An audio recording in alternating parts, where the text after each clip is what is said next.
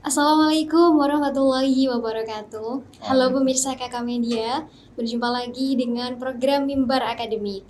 Program yang akan memberikan informasi seputar akademik di lingkup IAIN Kediri. Nah pemirsa, senang sekali Vino Kurota hari ini bisa membersamai pemirsa dalam pembahasan mengenai prospek kerja Prodi IAT pemirsa. Jadi Prodi IAT ini merupakan salah satu program pendidikan yang ada di Fakultas Usuluddin dan Dakwah begitu ya. Sedangkan untuk prospek kerja atau prospek masa depan tentu ini adalah hal yang masih abu-abu begitu ya. Apalagi untuk mahasiswa seperti kita ini. Nah, di samping sudah belum jelas begitu ya pemirsa ya. Di zaman yang sekarang ini, di mana zaman modern melahirkan iptek dan ilmu pengetahuan yang tentunya tantangan untuk kerja ini juga menjadi beda. Maka pertanyaannya adalah bagaimana kita sebagai mahasiswa bisa menghasilkan ide mengenai pekerjaan di masa depan. Nah, pertanyaan ini nanti akan menjadi titik pijak kita dalam pembahasan mengenai prospek kerja Prodi Ilmu Al-Quran dan Tafsir. Sudah membersamai Vina dan juga kru yang hadir di media Kakak Media sekarang ini ada Bapak Kaprodi Ilmu Al-Quran dan Tafsir, Bapak Dr. Hairul Umam, Magister Ilmu Usuluddin. Assalamualaikum Bapak Hairul Umam. Waalaikumsalam warahmatullahi wabarakatuh. Ya, bagaimana kabarnya Bapak hari ini? Alhamdulillah baik-baik. Alhamdulillah baik nggih. Jadi Pak Hairul Umam hari ini alhamdulillah kabarnya baik begitu Pak ya. Ya. Boleh Pak Hairul Umam untuk menyapa dulu pemirsa dari Kakak Media begitu Pak. Baik, Assalamualaikum warahmatullahi wabarakatuh. Salam silaturahim saya sampaikan kepada seluruh kru kakak media dan juga pemirsa kakak TV dimanapun Anda berada, dan mudah-mudahan selalu dalam lindungan dan rahmat Allah Subhanahu wa Ta'ala. Amin. Makasih Bapak nggih untuk doanya tadi ya. Bapak Hairul Umam mendoakan kita untuk selalu sehat begitu nggih. Jadi Bapak ini Vina enaknya manggil Pak Khairul atau Pak Umam begitu Pak? Boleh, bebas saja. Atau Pak dosen mau gitu. Bapak, mau Mas, mau Akang. Saya kan masih muda ya. Oh gitu. Kayaknya usianya dengan Vina nggak terlalu jauh ya. Nggih Bapak. Pak Umam begitu nggih Pak nggih? Ya, boleh. Oke, baik Pak Umam. Jadi dari penjelasan Vina tadi Pak soal masa depan dan juga sekarang itu ternyata iptek sudah lumayan mengglobal gitu Pak ya.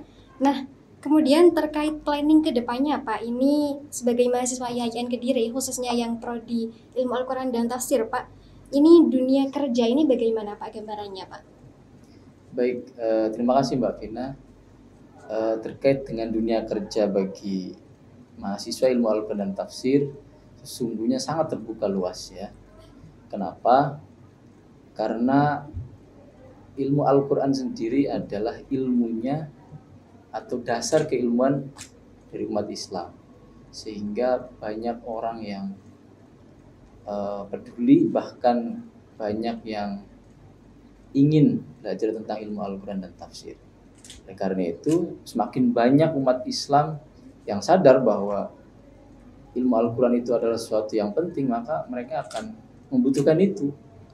Dan siapa lagi kalau bukan dari mahasiswa ilmu Al-Quran dan tafsir yang punya kapabilitas dan legitimasi gitu untuk mengajarkan itu. Saya kira itu. Jadi sangat terbuka luas Mbak Vina untuk mahasiswa ilmu Al-Quran dan tafsir itu.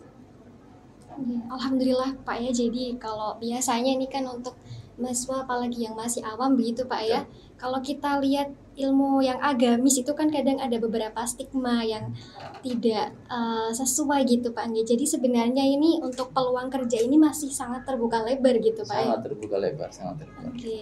Memang kita membuat satu spesifikasi di beberapa bidang ya, dan itu sudah kita desain berdasarkan mata kuliah yang ada di program studi. Maka sesuai dengan visi dan misi program studi, ilmu Al-Quran dan tafsir ini lulusannya yang pertama akan kita jadikan sebagai seorang mufassir pemula gitu ya. Mufassir pemula, orang yang punya kecakapan atau keahlian menafsirkan Al-Quran, tapi tingkatnya pemula. Artinya bahwa dia mampu untuk menafsirkan tema-tema tertentu yang sudah diajarkan di dalam mata kuliah itu, dan dia menguasai itu. beberapa tema itu nanti bisa dilihat sendiri di dalam kurikulum program studi kita, Mbak Vina, begitu. Nah, yang kedua, kita juga memberikan peluang kepada alumni kita di 3 keahlian yang lain. Yang pertama, pengkaji atau peneliti ilmu Al-Quran dan tafsir. Yang kedua, sebagai penyuluh, penyuluh di bidang keagamaan. Jadi masyarakat ini kan butuh butuh arahan supaya mereka sesuai dengan kaidah-kaidah agama, ajaran-ajaran agama. Tentu saja orang-orang yang paham dasar-dasar agamanya lah itu ya, dasar-dasar Al-Quran itu yang tampil gitu ya. Sehingga apapun yang dikerjakan tentu tidak akan keluar dari rel-rel dan nilai-nilai Al-Quran. Dan yang ketiga adalah pendidik. Jadi kita juga alumni-alumni kita banyak yang menjadi guru dan mereka sangat expert di keilmuan ilmu Al-Quran. Biasanya di sekolah itu kan ada Quran dan hadis ya. Yang Quran itu kita pelajari pun juga hadis, karena Al-Quran dan hadis itu tidak bisa satu kesatuan, tidak bisa kita pisahkan. Nah, selebihnya saya kira sangat luas sekali itu. Jadi guru TPQ yang non formal ya. Kalau tadi saya bilang itu yang formal gitu ya, guru itu. Lalu jadi ustadz di pondok pesantren, bahkan dia bisa menciptakan peluang kerja bagi alumni-alumni pesantren, orang yang menghafal Al-Quran untuk bisa mengabdi di pondok pesantren. Dia membuat pondok pesantren. Banyak juga alumni-alumni kita yang sudah membuat itu. Saya kira itu. Oke Bapak, jadi dari paparan Bapak tadi kurang lebih ada sekitar 3 atau 4 begitu ya peluangnya yang sudah pasti. Dan satu lagi yang baru Mbak Vina ya, satu lagi ini barusan disahkan oleh pemerintah bahwa ada satu keahlian yang diakui oleh pemerintah. Kalau dulu kan di ilmu usuluddin itu kan penyuluh agama sudah diakui pemerintah. Dan sekarang ini ada pentashih Al-Quran. Nah, pentashih Al-Quran itu dijadikan sebagai satu pengakuan oleh pemerintah bahwa alumni ilmu Al-Quran dan tafsir sangat terbuka dan memungkinkan untuk menjadi tenaga-tenaga ahli pentashih mushaf Al-Quran gitu. Begitu, Pak. Bapak. Jadi ini sangat menarik sekali ya pemirsa KK Media. Dan Pak Khairul Umam, nanti kita lanjut di segmen berikutnya ya. Kita jeda iklan sebentar. Tetap di Mimbar Akademi. Kembali lagi di program Mimbar Akademi. Pemirsa KK Media masih dengan pembahasan mengenai prospek kerja Prodi Ilmu Al-Quran dan Tafsir. Baik Bapak, kita lanjut lagi ya. Pak Umam, jadi ini ada satu curiosity Pak, ada satu penasaran gitu Pak. Jadi kalau tadi kan dunia kerja sekarang sama dulu itu kan berbeda Pak ya. Lalu khususnya untuk ilmu Al-Quran dan tafsir ini Pak, gambaran untuk kerjaannya tuh ada yang beda gitu nggak sih Pak? Ya, yang lama tetap ya saya kira ya. Dan kita tidak bisa menghilangkan yang lama itu. Karena yang lama itu harus kita pertahankan. Ada makalah muhafadhu ala qadimi sholih wal akhdhu bil jadidil aslah ya. Dan saya kira itu satu hal yang harus kita pegang, prinsip itu gitu. Jadi menjaga tradisi lama yang baik, ilmu Al-Quran, ulumul Quran, lalu tafsir, ini harus ada orang yang tafakuh di bidang itu gitu. Tidak boleh ditinggalkan itu. Nah, bahwa kemudian kita masuk pada era digital, sekarang era media sosial gitu. Saya kira peluang-peluang itu justru malah semakin tambah banyak gitu ya. Betapa misalnya orang-orang belajar Al-Quran tidak harus bertemu dengan orang langsung misalnya. Kita bisa menciptakan media pembelajaran yang kemudian bisa kita download, bisa kita gunakan untuk belajar. Bisa juga pembelajaran itu melalui media sosial. Kita tidak perlu kita buka langsung. Dan itu peluangnya banyak sekali saya kira. Tambah banyak. Gitu, Mbak Vina. Peluangnya semakin banyak. Semakin banyak justru semakin banyak. Semakin banyak. Lalu untuk tadi kan Bapak, seingat Vina ya itu ada bilang gitu bahwa kalau di IAT ini ada penambahan untuk peluang kerja gitu Pak Ya. di bidang apa itu tadi Pak? Pentasih. Pentasih gitu Iya. Pak ya. Itu pentasih itu seperti apa Pak? Pentasih itu orang yang punya kemampuan untuk tashih itu kan artinya kan membenarkan. Membenarkan lafaz-lafaz yang ada di dalam Al-Quran gitu. Nah, jadi ini sudah diakui oleh negara, dan program studi ilmu Al-Quran dan tafsir kita YAIN Kediri itu juga memiliki mata kuliah tahfidz dan tahsin. Tidak hanya menghafal tapi juga dia membenarkan ya, membaguskan dari bacaan-bacaannya, sehingga bagi mereka yang lulus ini, mereka sudah menguasai, tidak hanya sekedar hafal tapi juga tahu bagaimana lafaz-lafaz Al-Quran yang benar gitu. Tidak boleh salah kan begitu, kalau salah kan sangat krusial karena satu ayat Al-Quran beda harokat saja maknanya bisa berbeda gitu ya. Apalagi dengan legitimasi gelar sarjana begitu Betul, Pak, jadi akan fatal gitu kalau salah gitu Pak. Oke, baik Pak. Jadi untuk perbedaan signifikan mungkin yang dulu tetap cuman ada penambahan gitu Pak ya. Penambahan karena ya biar Al-Quran lebih banyak menyebar kan ya. Masif gitu. Betul. Lalu Bapak untuk perbedaan itu tadi sebagai mahasiswa ini kan kadang juga nggak tahu gitu Pak, kita yang tepat untuk kita itu yang mana gitu kan. Nah itu bagaimana Bapak sebagai dosen menyikapi hal tersebut Pak? Di awal-awal perkuliahan itu ada orientasi. Biasanya itu kan kita dari prodi mengisi. Ya, kita gambarkan tentang ilmu Al-Quran dan tafsir, lalu profil lulusan kita ini mau kita arahkan kemana. Lalu mereka tentu saja sudah punya interest gitu ya, sudah punya ketertarikan untuk nanti saya ini mau akan kemana gitu. Nah, pada bimbingan-bimbingan akademik melalui dosen-dosen itu terbuka ruang untuk mahasiswa berkonsultasi. Dan kami di program studi sangat terbuka bagi mahasiswa untuk berkonsultasi kapanpun dimanapun. Bahkan ya tentu saja di waktu-waktu yang kami senggang ya. Bahkan persoalan-persoalan yang menyangkut misalnya di internal rumah itu juga kami siap sesungguhnya, karena kami menganggap bahwa kampus itu jangan dijadikan hanya sebatas tempat formal berbagi ilmu pengetahuan, tapi juga jadikan keluarga. Sehingga mau konsultasi apapun termasuk karir gitu ya, sangat terbuka bagi kita. Kita bisa aja konsultasi. Begitu Mbak Fit. Oke, baik. Jadi dari awal itu sudah ada kalau di kita berarti istilahnya PBAK Prodi gitu Pak ya? Betul, ada PBAK Prodi. PBAK Prodi, lalu juga didampingi dengan pendampingan dari dosen di luar jam matkul gitu Pak ya. Dan di semester 7 yang sekarang sedang kita selenggarakan ya awal-awal ini, itu ada praktik pengkajian ilmu Al-Quran dan tafsir. Praktik pengkajian. Nah, itu teman-teman kita bagi ke dalam beberapa lembaga. Pertama ada lembaga studi Al-Quran atau pusat studi Al-Quran. Lalu ada sekolah ya atau madrasah, di mana madrasah itu ada mata pelajaran ilmu Al-Quran atau Quran dan hadis itu.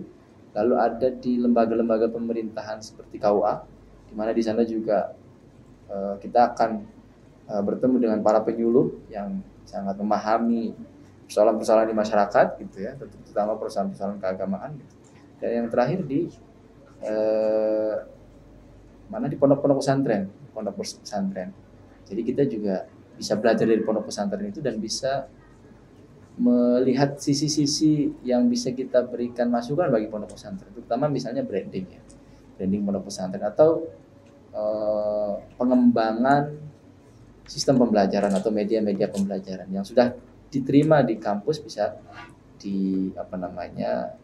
dibagikan, di-sharingkan kepada pondok pesantren yang menjadi tempat praktikum kita. Nah, dari sana teman-teman juga akhirnya sudah sangat memahami kira-kira saya ini kecenderungannya mau kemana gitu. Dan itu diarahkan oleh dosen pembimbing lapangan juga. Gitu.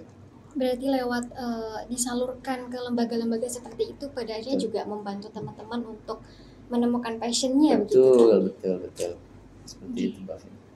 Lalu Vina juga masih penasaran ini Pak untuk fasilitas-fasilitas yang diberikan oleh kampus begitu Pak, selain yang disalurkan itu tadi Pak. Mungkin adakah yang lain begitu Pak? Di program kami, program studi ilmu Al-Quran dan Tafsir, kita mengembangkan beberapa kemampuan ya, skill itu di luar mata kuliah. Di luar mata Di kuliah. luar mata kuliah. Ada yang memang mendukung mata kuliah tertentu yang kita sengaja lebih kuatkan lagi gitu ya. Jadi kita hampir setiap hari dalam satu minggu itu ada kegiatan.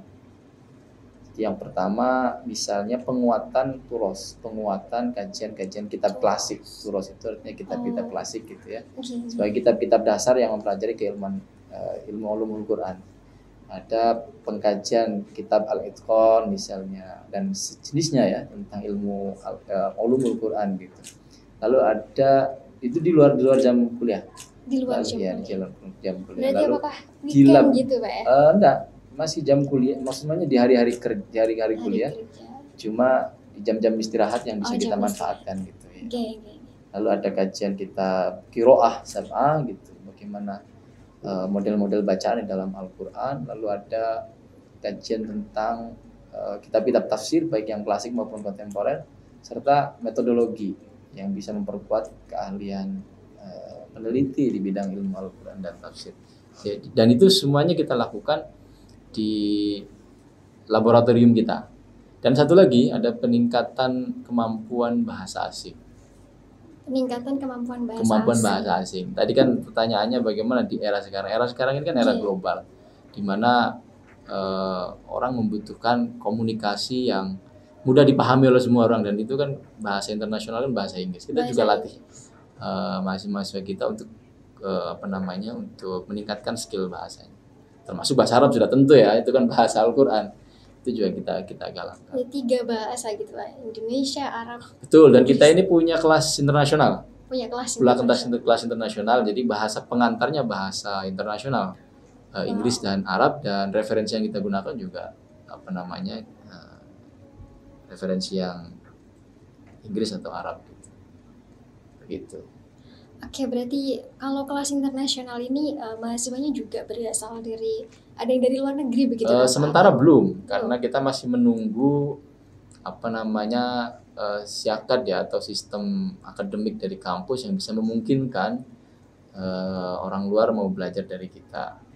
Sementara yang masih kita lakukan adalah mahasiswa kita bekali dengan keilmuan bahasanya bahasa internasional, sehingga ketika tadi mereka cari kerja terus kemana itu kan skill bahasanya sudah menguasai kan, enak gitu ya. Orang akan mudah mencari begitu.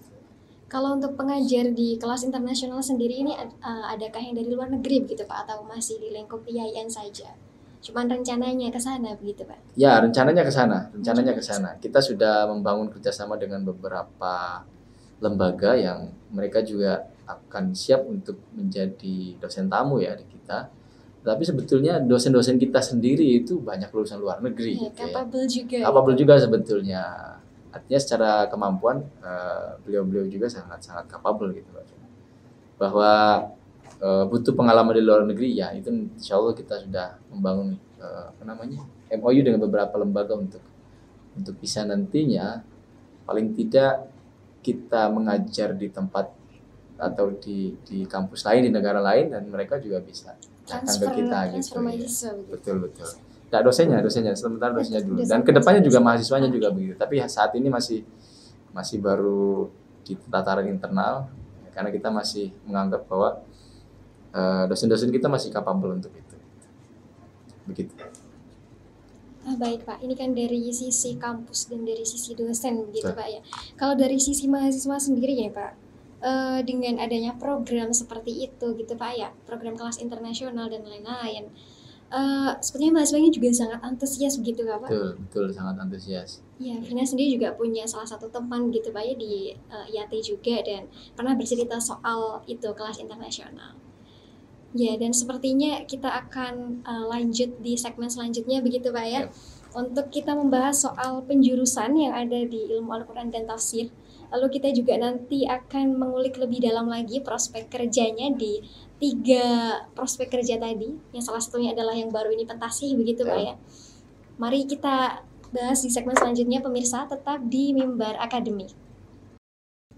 Kembali di program Mimbar Akademik. Pemirsa, kita masih akan melanjutkan pembahasan mengenai prodi IAT pemirsa bersama Pak Umam. Masih semangat Pak G untuk membahas. Semangat selalu gitu lagi. Bapak Kaprodi IAT nggih. Ini soal tentang Pak, penjurusan dari IAT sendiri Pak. Kan kita mesti penasaran nih kalau penjurusan di komunikasi kan ada sekitar 3 gitu Pak ya. Kalau di IAT ada berapa Pak? Ada 3 juga. Ada 3 juga. Jadi ada penjurusan yang utama dan penjurusan yang tambahan. Gitu. Apa aja itu Pak yang utama kita sebagai mufassir ya. Mufassir pemula gitu ya. Sebagai mufassir pemula itu artinya ahli di bidang tafsir maudhu'i atau tafsir tematik yang kontekstual. Karena eranya kan sekarang era-era yang kontekstual ya, yang bisa yang banyak dibutuhkan oleh masyarakat di era-era sekarang ini. Lalu penjurusan yang kedua adalah sebagai penyuluh keagamaan, ya, penyuluh keagamaan yang tadi di awal saya sampaikan. Lalu yang ketiga itu sebagai pengkaji atau peneliti ilmu Al-Quran dan tafsir, peneliti gitu ya. Dan yang keempat itu sebagai pendidik atau pengajar di ilmu Al-Quran dan tafsir. Saya kira itu. Berarti ada 4 gitu Pak ya? Iya, ada 4. Ada 4. Lalu untuk yang beda Pak ya. Kalau tadi kan yang ada pentasih itu adalah prospek kerjanya. Prospek kerjanya, betul. Yang penjurusan ini ada 4. Betul, penjurusannya. Begitu Pak. Jadi berarti kalau kita bicara soal penjurusan, untuk masing-masing dari penjurusan ini beda-beda begitu Pak untuk matkulnya atau sama begitu Pak? Beda, yang 3 beda ya. Yang satu beda. Itu penjurusan utama itu semua mahasiswa ilmu Al-Quran dan tafsir itu sama. Ya, jadi kita siapkan sebagai mufassir pemula. Karena ilmu Al-Quran, ilmu Al-Quran itu kita pelajari semuanya, ilmu tafsirnya juga kita pelajari, dan pendukung-pendukungnya juga kita pelajari, sehingga itu menjadi kemampuan yang dimiliki oleh semua mahasiswa ya. Nah, nanti penjurusannya 3 itu memilih yang nanti beda-beda mata kuliahnya sesuai dengan peminatan di mana dia mau geluti itu. Oke, baik Pak. Jadi kalau mata kuliahnya beda-beda, apakah nanti juga berpengaruh ke Pak ya? Kayak magang gitu ada Pak ya untuk IAT? Iya, magangnya pengaruh juga. Nanti kalau dia waktu penjurusannya ngambil peminatan di pendidikan, maka kita arahkan magangnya itu di lembaga pendidikan. Gitu. Jadi kalau peminatannya ada di pengkaji atau peneliti, maka kita bisa arahkan ke pusat-pusat studi. Ya, pusat studi kita kan cukup banyak ya, di Jakarta ada miliknya Pak Quraisy Shihab misalnya, di Jogja. Berarti mempunyai hubungan baik dengan Jakarta kita juga. Hubungan dengan Jakarta. Artinya semua kita kan ada di asosiasi yang kemudian di sana berkumpul juga para ahli-ahli ya, termasuk para guru besar, ulama-ulama di bidang ilmu Al-Quran gitu. Nah, kalau yang satunya di bidang penyuluh, ya tentu kita arahkan ke lembaga-lembaga yang menampung itu, misalnya KUA di Kementerian Agama, atau lembaga sosial juga bisa sebetulnya, karena ilmu Al-Quran itu kan harus berada di mana-mana kan gitu ya, nilai-nilai Al-Quran harus berada di mana-mana gitu. Misalnya lembaga LSM, kalau anaknya mau kita arahkan di sana gitu. Begitu, Mbak Vina. Oke Pak, jadi ternyata untuk penjurusannya ini juga macam-macam begitu ya pemirsa untuk IAT.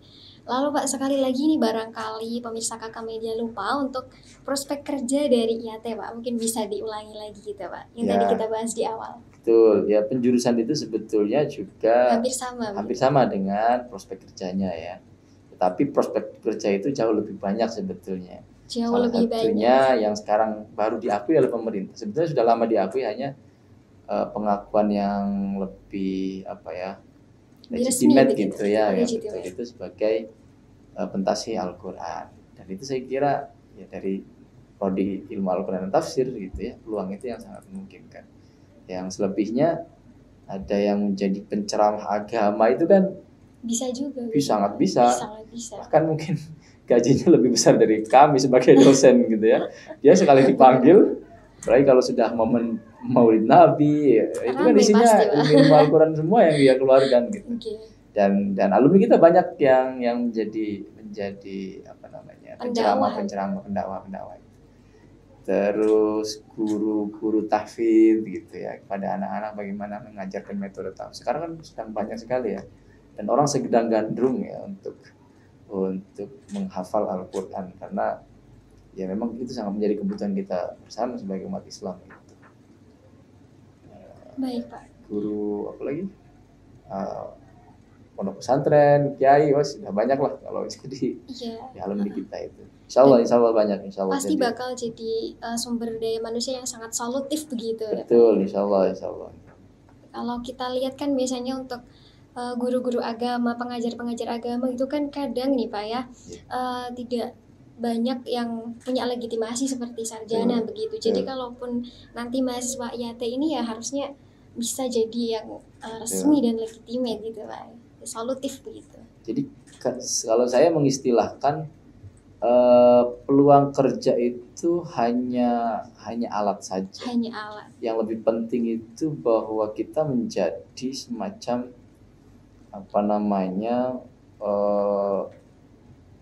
motivator gitu ya, atau semacam inspirator gitu, bahwa ilmu Al-Qur'an itu adalah sumber peradaban.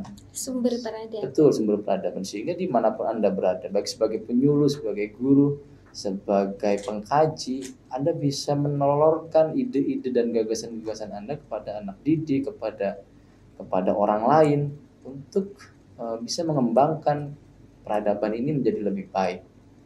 Anak-anak didik yang kita didik itu kan akan menjadi ilmuwan-ilmuwan, akan menjadi teknolog-teknolog gitu. Dan harus dibekali dengan ilmu Al-Qur'an, dan motivasinya dan nilai-nilainya harus lahir dari Al-Qur'an, sehingga ketika mereka jadi ilmuwan, mereka jadi ilmuwan yang Qur'ani gitu. Tidak seperti sekarang yang sedang dikhawatirkan oleh dunia barat sendiri. Mereka berkembang secara peradaban, teknologinya maju, tapi kering sisi kemanusiaannya, kering sisi spiritualitasnya. Nah, saya kira ruang-ruang inilah yang menjadi tanggung jawab prodi ilmu Al-Quran dan tafsir dan stakeholdernya gitu, untuk bagaimana agar nilai-nilai Al-Quran itu kembali pada elan vitalnya, dia itu menjadi sumber peradaban. Jadi Al-Quran itu jangan hanya dipahami hafalan lalu kemudian ceramah, bahwa itu menjadi satu kebutuhan, iya, tetapi ada hal yang lebih besar, bahwa peradaban kita ya harus dibangun dari Al-Quran. Saya sebenarnya pengen ngomong panjang ya, tapi karena dibatasi waktu gitu ya, sedikit saja bahwa peradaban Yunani itu sempat mati dan dimatikan sendiri oleh Barat, ya kan? Ketika Kristen lahir, peradaban Yunani menjadi mati, lalu dihidupkan oleh Islam. Dan perkembangannya luar biasa, dan itu dari Al-Qur'an. Berarti sebenarnya kalau kita kembali kepada Al-Qur'an, berpegang gitu Pak ya, betul, pada nilai-nilai Al-Qur'an itu malah jadi satu hal yang powerful gitu. Betul. Dan itu menjadi misi kita di ilmu Al-Qur'an dan tafsir. Kira itu Pak ya.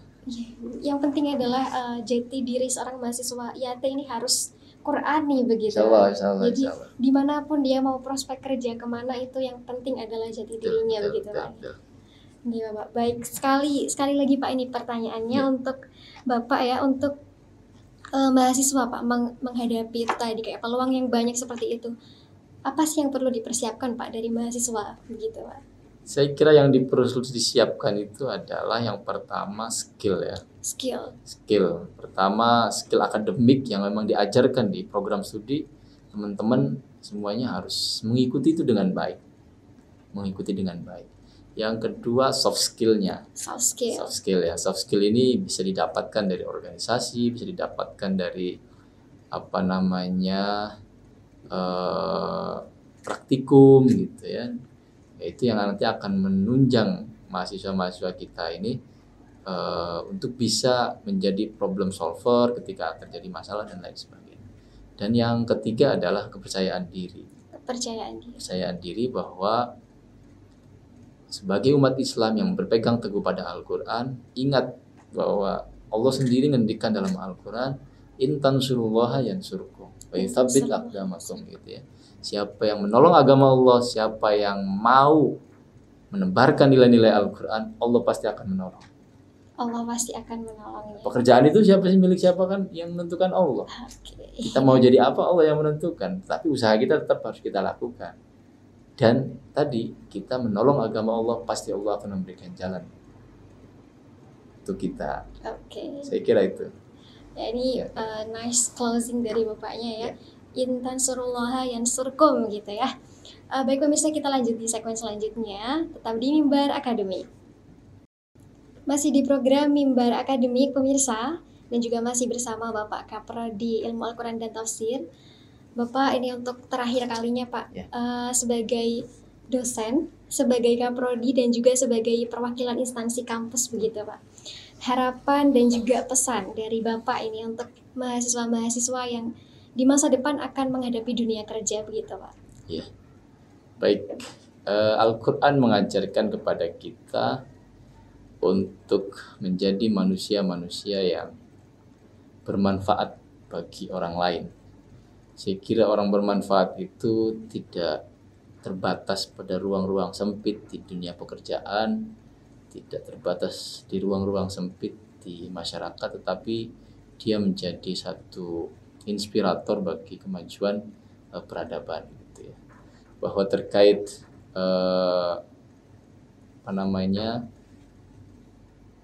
terkait lapangan pekerjaan, kita sudah menyediakan itu, gitu ya. Tinggal teman-teman di program studi bisa memanfaatkan itu, dan tentu saja tidak hanya fokus di situ saja, saya kira, karena peluang itu yang seperti yang saya sampaikan itu sudah sangat luas sekali sehingga bisa dimanfaatkan itu.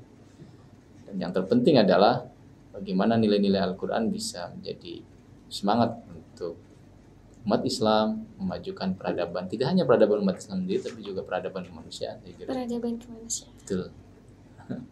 Baik, begitu Pak ya. Ya. Bagaimana menjadi manusia yang bermanfaat dan bagaimana Al-Quran memajukan peradaban kemanusiaan. Baik Bapak Hairul Umam, terima kasih untuk percakapan yang sangat menyenangkan dan daging pada sore hari ini. Kita sambung di kesempatan yang lain Bapak. Insyaallah. Kita bertemu lagi dengan pemirsa KK Media. Jangan lupa untuk saksikan terus channel KK Media, Media Kampus IAIN Kediri. Vina Krota beserta seluruh kru yang bertugas pamit undur diri. Wassalamualaikum warahmatullahi wabarakatuh.